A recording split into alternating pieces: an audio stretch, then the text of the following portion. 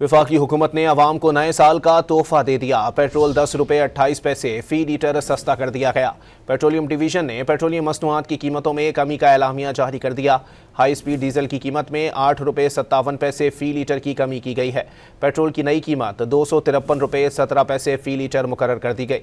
High speed diesel की नई कीमत 257 रुपये 8 पैसे फी लीटर हो गई।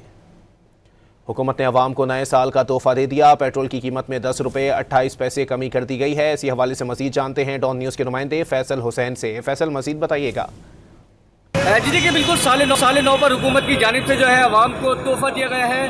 पेट्रोल की कीमत में जो है वो 10 रुपये 28 पैसे जो है फी लीटर की कमी की गई है, जिसके बाद पेट्रोल की नई कीमत जो है वो 253 रुपये 17 पैसे हो गई है। मैं इस वक्त पंप पर मौजूद हूँ, जहाँ अभी हमारी शहरियों से भी बात हुई। उनका यही कहना था कि एक अच्छा इकदाम है कि साल के शुरू में ही जो है वो पेट्रोल की कीमत में एक बड़ी कमी की गई है।